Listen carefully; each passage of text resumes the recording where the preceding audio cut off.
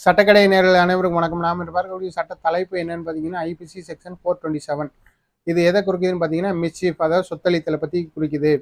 இதுக்கு முன்னாடி என்ன பார்க்க போறோம்னா, நம்ம வந்து இப்போதான் புது குற்ற சட்டங்கள்லாம் வந்திருக்கு. அப்போ பிரிவுகள்லாம் வேற தானே வரும் அப்படின்றது கரெக்ட் தான்.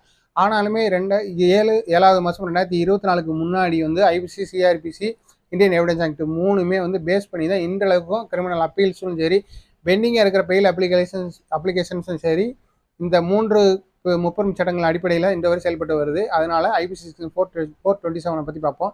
இது ஒரு முக்கியமான அடிப்படை சட்டமாகும். என்னன்னு கேட்டீங்கன்னா, சொத்தளித்தல் என்பது உங்களுக்கு உடைமையுடைய ஒரு 50 ரூபாய் அல்லது 50 ரூபாய்க்கு மிகுதியாக உள்ள ஒரு சொத்தை வேண்டுமென்றே ஒருவர் அளித்தாரானால் அவருக்கு 2 வருட சிறை தண்டனை மற்றும் அபராதம் விதிக்கப்படும்.